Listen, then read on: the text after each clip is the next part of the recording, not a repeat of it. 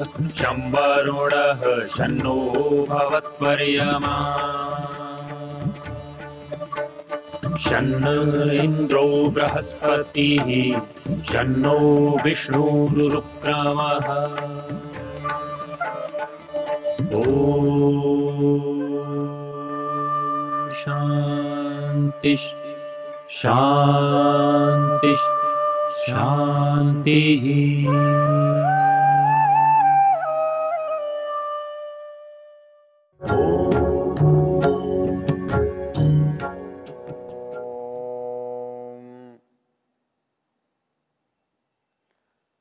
हम यजुर्वेद के 31वें अध्याय की चर्चा कर रहे हैं। इससे पहले हमने देखा था ये संसार जिसे हम देख रहे हैं हमारे सामने जैसा है, इसमें हम क्या अनुभव करते हैं। हमने देखा कि इसमें जो क्रियाएं हो रही हैं वो बहुत प्रकार की हो रही हैं, बहुत स्थानों पर हो रही हैं, बहुत समयों से हो रही हैं। जैसे एक मनुष्य जिस काम को करता है वो कहीं स्थान विशेष में कर रहा है, कहीं समय विशेष में कर रहा है। उसके करने की एक सीमा है, एक सामर्थ्य है, उसकी कोई अवधि है।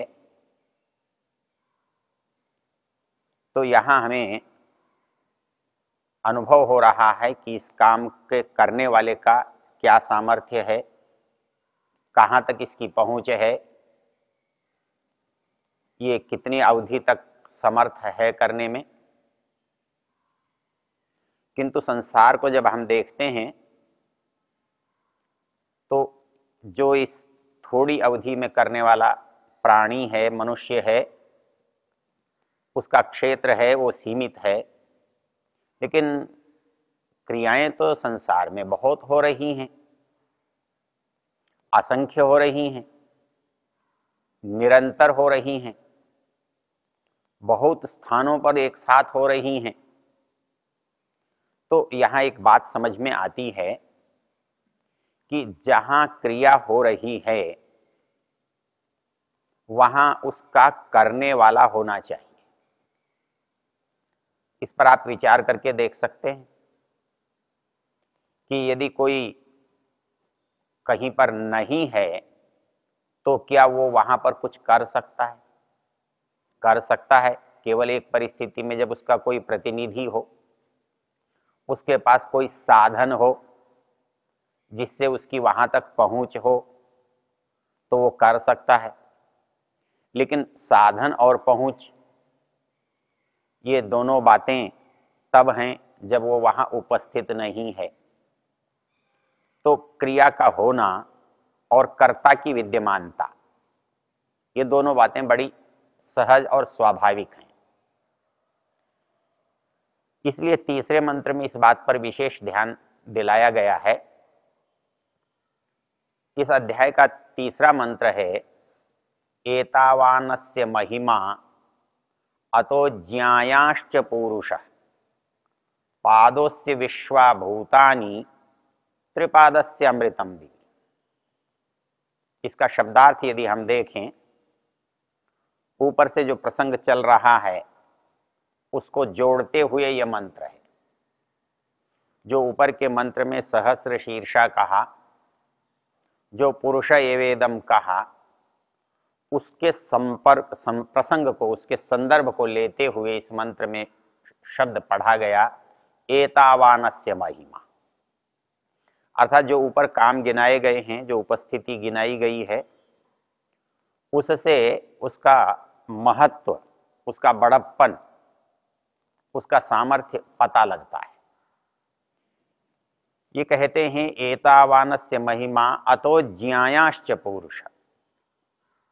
जो उसकी महिमा है वह पुरुष उससे ज्ञायान है। ये संसार में हम उल्टा देखते हैं। हम जिसका महत्व देखते हैं, हमको दिखाई देता है कि उसकी जो प्रशंसा है, उसकी स्तुति है, वो जहाँ तक है वहाँ तक वो स्वयं नहीं होता है, उसका सामर्थ्य उतना नहीं होता है। लेकिन यहाँ बताया गया कि जो सामर्थ्य है, वो सामर्थ्य जितना हमको दिखाई दे रहा है उससे बहुत अधिक है। एतावानस्य महिमा अतो ज्ञायाश्च पुरुष, हमें कितनी महिमा उसकी दिखाई दे रही है?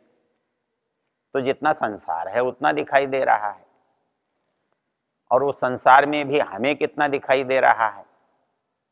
यदि हम उस पर विचार करें तो हमें बहुत थोड़ा सा दिखाई देता है।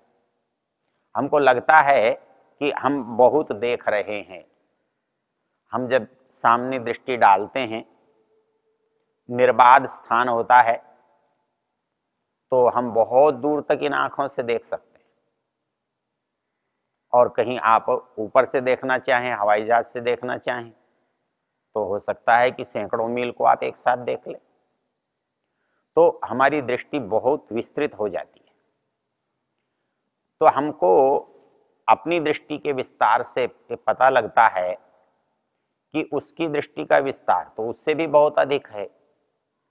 तो क्या हम उस तक पहुंच सकते हैं, या उस दृष्टि तक हमारी सीमा है कि हम भी उतना देख सकें? तो हम एक देखते हैं, इंद्रियों से, साधनों से, उपकरण लगा करके हम देखते हैं। आंख से हमें आंख से नहीं दिखता, हम दूरबीन लगा लेते, और भी अच्छी दूरबीन लगा लेते, ऐसी भी लगा लेते हैं जो हमको रात को भी दिखाई दे, हम ऐसी भी लगा लेते हैं जो ग्रह नक्षत्रों को भी देख ले। लेकिन क्या इसके देखने के बाद देखने की सीमा और है या नहीं है, या देखना इतना ही है, इतने ही तक जितना हम देख सकते हैं उतना ही है? तो हमें पता ये लगता है कि हमारे जितने साधन हैं हम उतना देख पा रहे हैं, जितना है उतना नहीं देख पा रहे। तो हमने आंख से देखा, आंख के बाद हमने साधनों से देखा, फिर कैसे देखें? हमारे पास एक और साधन है देखने के लिए, वो है हमारा मन। हमारा मन और भी दूर तक देख सकता है, और भी दूर तक उसके बारे में जान सकता है, सोच सकता है। वो अपनी कल्पना में देखता है, वो अपने आप में सोच कर देखता है।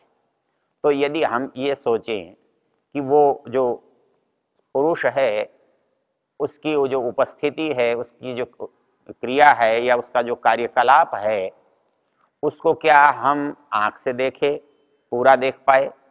क्या हमने उपकरणों से देखा, पूरा देख पाए? तो नहीं देख पाए। तो चलिए मन से देख लेते हैं। तो क्या इस मन से देखने से हम उसे पूरा देख पाएंगे? क्योंकि हमारे पास मन तो असीम सामर्थ्य वाला है, और इस सामर्थ्य के सामने संसार की किसी भी वस्तु का सामर्थ्य नहीं है। इसकी पहुंच, इसकी पकड़ बहुत दूर तक है, इसकी गति बहुत तीव्र है। तो इससे हम यदि कल्पना करके देखें तो कहता है आप करके देखो, आप उसके बारे में कितनी कल्पना कर सकते हो? पहले तो जो है हम उसे ही नहीं देख पा रहे हैं।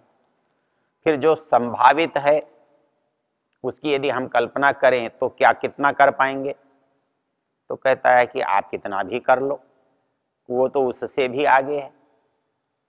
क्योंकि यहाँ एक तथ्य हमको ध्यान में क्या रखना है, जो उपकरण हमको मिले हैं वो उपकरण बनाने वाले की क्षमता से बड़े नहीं हैं, बड़े होते भी नहीं हैं।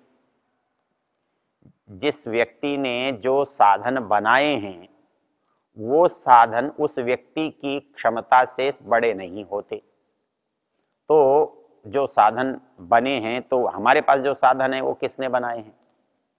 हम एक कल्पना करके देखते हैं कि हमारे पास साधन, शरीर के जो साधन हैं, क्या ये हमने बनाए हैं? यहाँ इनकी क्षमता, इनका सामर्थ्य बहुत दिखाई देता है। तो वो जो सामर्थ्य है तो हमें लगता है कि वो शरीर से बहुत अधिक है। जो हमारे पास हैं वो जो क्षमताएं हैं, वो क्षमता हमारे बनाने से हमें नहीं मिली है, हमें बनी बनाई मिली है, किसी ने बनाकर हमें दी है। तो जो इंद्रियां हैं वो हमारी बनाई हुई नहीं हैं, तो उनकी क्षमता यदि अधिक भी है तो हमारे बनाने का जो सामर्थ्य है उससे तो बहुत अधिक है, और वो सामर्थ्य हमारे पास है नहीं, इसलिए वो दूसरे ने बनाई है। तो जिसने बनाई है क्या उनका सामर्थ्य उससे अधिक हो सकता है? इसके लिए आपको याद करनी चाहिए कठोपनिषद की एक पंक्ति, यद वाचा अनभ्युदितम येन वाग अभ्युद्यते तदेव ब्रह्मत्वं विद्धि नेदम यदिदम उपासते। हम सोचते हैं वाणी से हम उसकी चर्चा कर लेंगे, उसको बता देंगे, उसको समझा लेंगे। ये कहता है यद वाचा अनभ्युदितम, कहता है कि वाणी से वो पूरा बोला नहीं जा सकता, पूरा बताया नहीं जा सकता, उसे समझाया नहीं जा सकता, उसकी सीमा को पकड़ा नहीं जा सकता। क्यों? यद वाचा अनभ्युदितम येन वाग अभ्युद्यते, क्योंकि वाणी बहुत महत्वपूर्ण है। वाणी का सामर्थ्य हमारी क्षमता से, हमारी दृष्टि से, हमारी बुद्धि से बहुत है, किंतु वाणी को जिसने बनाया है क्या उसका सामर्थ्य वाणी से कम हो सकता है? नहीं हो सकता। तो यद वाचा अनभ्युदितम येन वाग अभ्युद्यते, जो वाणी के सामर्थ्य से प्रकाशित नहीं किया जा सकता, बतलाया नहीं जा सकता, किंतु वाणी का सामर्थ्य स्वयं उसे बता रहा है। वाणी की जो उपस्थिति है, तो वाणी की उपस्थिति से ये पता चल रहा है, यह ज्ञात हो रहा है कि इसको बनाने वाला कौन है। तो मैंने इसको बनाया नहीं है, इससे उसका पता नहीं लग रहा है, तो जिसने इसको बनाया है वो इससे बड़ा है, इसलिए इसकी सीमा में वो नहीं आ सकता। यद वाचा अनभ्युद्युतम येन वाग अभ्युद्यते तदेव ब्रह्मत्वं विद्धि नेदम यदिदम उपासते। वाणी जिसकी उपासना करती है या उपासना कर सकती है, वो वाणी का विषय नहीं है, वाणी की सीमा में नहीं है। येन वाग तदेव यद वाचा अनभ्युदितम येन वाग अभ्युद्यते तदेव ब्रह्मत्वं विद्धि नेदम यदिदम उपासते। ये इदम, वो जो वाणी जिसकी उपासना करती है वो नहीं। यत् प्राणेन न प्राणीति येन प्राणः प्रणीयते तदेव ब्रह्मत्वं विद्धि नेदम यदिदम उपासते। हमारे पास जो सबसे महत्वपूर्ण चीज है, जिससे हमारा अस्तित्व बना हुआ है, जिससे हमारी सत्ता बनी हुई है, जिससे हम अपने को होना कहते हैं, ये होना क्या हमारे बनाने से हुआ है, हमारे चाहने से हुआ है, या हमारे करने से हुआ है? ऐसा कुछ भी नहीं। कहता है न प्राणेन प्राणीति, प्राण के सामर्थ्य से उसे समझा नहीं जा सकता, उसे पकड़ा नहीं जा सकता। ये न प्राणः प्रणीयते, लेकिन इस अद्भुत सामर्थ्य को उसने उत्पन्न किया है, तो वो इस सामर्थ्य से कैसे पकड़ में आ जाएगा? न यह प्राणेन न प्राणीति येन प्राणः प्रणीयते तदेव ब्रह्मत्वं विद्धि नेदम यदि। प्राण से तुम जिसकी उपासना करते हो वो ब्रह्म नहीं है, लेकिन ये जिससे उपासना के योग्य बना है, उस सामर्थ्य से जिसने पैदा किया है वो ब्रह्म है। कहता है कि इसी तरह से और भी जितने हमारी इंद्रियां हैं जो जान सकती हैं, यत् चक्षुषा न पश्यति येन चक्षुंषि पश्यति तदेव ब्रह्मत्वं विद्धि नेदम यदिदम उपासते। हमारे पास ज्ञान का साधन है, हमारी आंख है, तो हमारी आंख, हम देखते हैं, दूर तक देख सकते हैं, तो इन देखने की सीमाओं में जो आता है वो हमें दिखाई देता है। तो क्या हम उस ब्रह्म को इन आंख की सीमाओं से देख सकते हैं? तो कहता है कैसे देखोगे, क्योंकि वो तो इससे पीछे है, ये तो आगे की चीज देख सकती है, इसको बनाने वाले को ये कैसे देख सकती है? तो यत् चक्षुषा न पश्यति, जो आंखों से नहीं देखा जा रहा है, ये न चक्षुंषि पश्यति, लेकिन आंखें जिसके कारण से देख पाती हैं, तदेव ब्रह्मत्वम विद्धि, इसलिए तुम उसको ब्रह्म समझो, उसको, उस सत्ता को समझो, उसको वो पुरुष समझो। ये इससे उपासित होने में, इसके साथ समझ में आने से वो संभव नहीं है। तो ये आंख से, नाक से, कान से, प्राण से, मन से वो हमारी समझ में नहीं आता है, वह हमारी पकड़ में नहीं आता है। तो ये जो संसार है यही हमारी समझ में नहीं आता है, जो स्थूल है यही हमारी समझ में नहीं आता है। तो जो इस स्थूल को बनाने वाला है, जो इस रूप में इसको दिखाने वाला है, वो हमारी समझ में कैसे आ सकता है? तो इसकी जो महत्ता है, इसका जो बड़प्पन है, उसको दिखाने के लिए इस मंत्र की शब्दावली है वो है एतावानस्य महिमा, अर्थात जो हमको दिखाई दे रहा है हम उसमें उसकी महिमा का अनुभव करते हैं, लेकिन क्या महिमा उतनी ही है जितने में हम उसको अनुभव करते हैं? कहता नहीं, ऐसा नहीं है। हम तो महिमा उसकी जितनी है वो अनुभव नहीं कर रहे हैं, हम उसकी महिमा उतनी अनुभव कर रहे हैं जितना हमारे महिमा अनुभव करने का सामर्थ्य है, जितनी हमारी पहुंच या पकड़ है। तो हम अपनी पहुंच और पकड़ से उसके सामर्थ्य का पता लगा रहे हैं। तो इसलिए उसने कहा एतावानस्य महिमा, ये जो हमने पीछे चर्चा की है, इतना तो उसकी महिमा है, उसकी जानकारी है, उसके बारे में हमें पता है, लेकिन वह अतो ज्ञायाश्च पुरुष, मतलब जो कुछ ये दिखाई दे रहा है, हो रहा है, संभावित है, वह पुरुष इससे ज्ञायान है, बड़ा है, अपने यहाँ ज्येष्ठ है, ज्ञायान है, बड़े को कहते हैं। तो पुरुष अतः ज्ञायान, अब अतः ज्ञायान दो शब्द इसमें आए हैं, एतावानस्य महिमा और अतो ज्ञायाश्च पुरुष। ये एतावान कौन है और ये अतः क्या है? ये अतः मतलब इससे, अतो इससे भी बड़ा है, इससे किससे बड़ा है? तो जिसकी चर्चा पीछे की है, जिसके बारे में प्रसंग चल रहा है, वो संसार का चल रहा है, वो संसार में इसके निर्माण का, बनाने वाले का चल रहा है।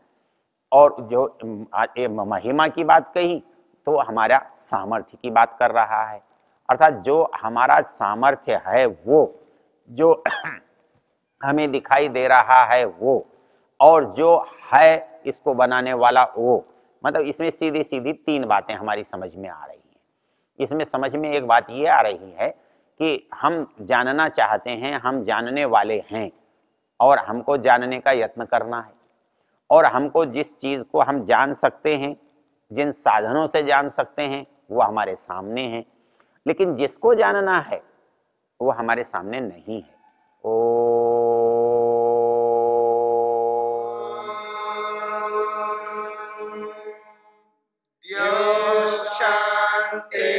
शांतिरंतरिक्षं शांति पृथिवी शांतिरापः शांतिरोषधयः शांति वनस्पतयः शांतिर्विश्वे देवा शांतिर्ब्रह्म शांति सर्वं शांति शांतिरेव शांति क्षमा शांतिरेधि।